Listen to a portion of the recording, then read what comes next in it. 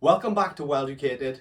On today's episode, I'm going to be teaching you PCD, pitch circle diameter. Now, if you're learning PCD, this is the perfect video for you. I've made it as simple as possible. I've made it as basic as possible so anyone can pick it up. So where would you see PCD? You'd see it in alloy wheels, sprockets, brake discs. You'd see it on flanges. Anything with a circle where we need to mark the holes out accurately going around. So enough of me talking, let's get into the video. What I'm going to do now is I'm going to mark 5mm all the way around. So I'm going to go up to the top. So bear with me for this because it's not something I can just do really quickly.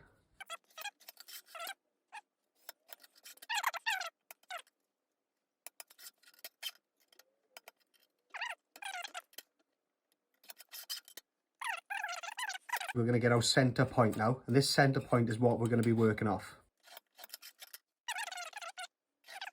I can work off that center now. What I'll do now is I'll get a center pop. Center. Outside circumference is 142. You need to divide that by 2, okay? And I'm going to be using my dividers to mark this out. It needs to be 71. So what I'll do,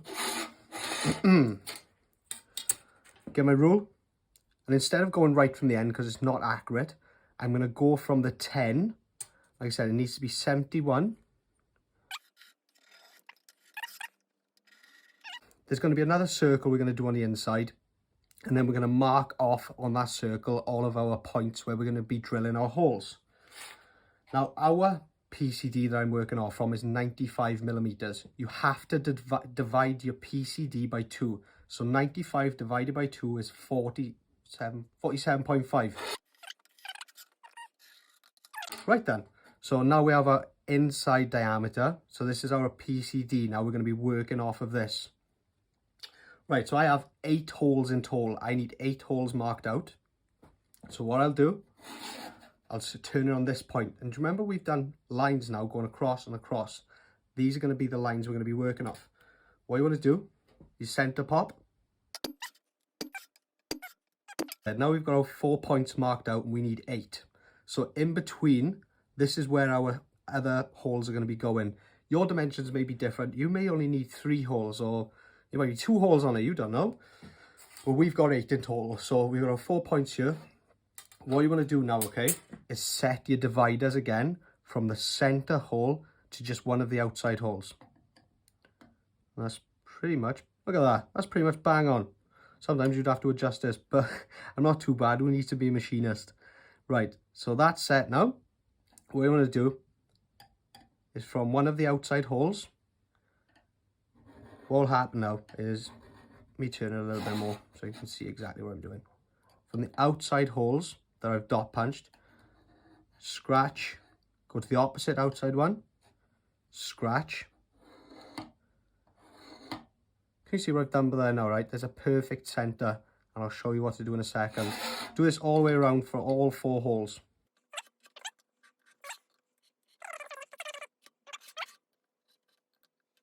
Go from dead in the center, straight across. And if you've noticed, where I've used my dividers to scratch my markings, they're nowhere near where they need to be. That's where they are, that's where they need to be.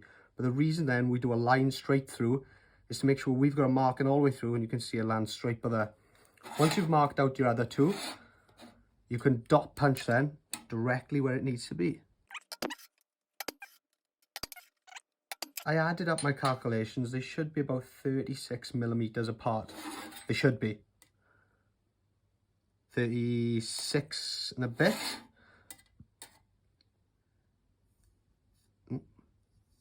36 and a bit. 36 and a bit. So that's our brake disc all marked out perfectly.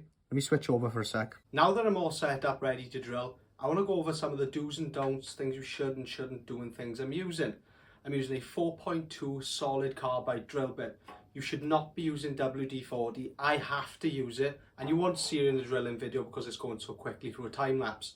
But I have to use that. You should be using C90, a coolant or a cutting paste to cool down your drill bit as you're drilling along, stopping any stresses and stopping it from potentially snapping.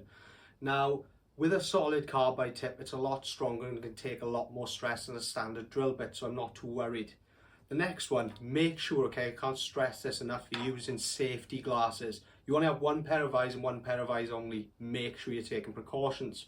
Take your gloves off, roll your sleeves up. You do not want to get your arm or your hand entrapped in a pillar drill. I know a friend who lost a finger or the top of his finger, and he probably doesn't thank himself for it, so just take precautions, okay? I don't know about you, but I find it quite relaxing watching speed up videos of drilling, so I'm just going to leave you be and enjoy this, and I'll be back with you in a second.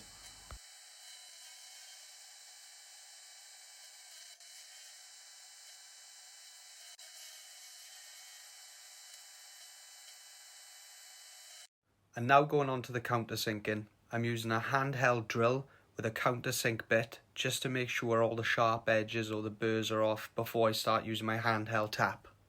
We're nearly at the end. Now I'm going to show you the do's and don'ts of handheld tapping. We're going to be using an M5 tap, so let's get into it.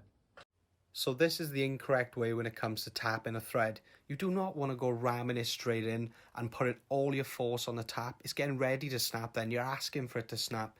And you've got to make sure that you're lining it up properly, making sure it's straight and true. Otherwise what will happen, your threads might be going sideways, so wherever you're bolting it to, it's not going to go in straight and you're not going to be aligned properly. Everything's going to be out of shape and out of place. Pay close attention now, this is the proper way of tapping. I'm making sure it's straight before I even start to tap. I knew straight away this wasn't straight, so I took a step back, I took a step to the side, looking at the tap and straightening it before going forward. I should be using cutting paste, I didn't have any, so what I done, I made sure to go back and forth, making sure if there was any stuck bits, I would have taken it out if it got stuck completely, brushed off my tap and gone again. But by going back and forth, release the pressure, release any stresses, and you can keep going forward then, because sometimes different materials are really tight. So do not go forcing your tap in, go back and forth nice and gently. And here's the finished result. I'm really happy with the way this turned out. Like the holes line up perfectly, the tapping went smoothly, everything just went the way I wanted it to. And I hope you've taken something from this and yours turns out the same. Finally, we're at the end of the video. If you've enjoyed this video and you've taken something from this, please hit that like button, hit that subscribe button and press the bell icon to stay up to date. Take care of yourself, most importantly take care of each other, and stay tuned.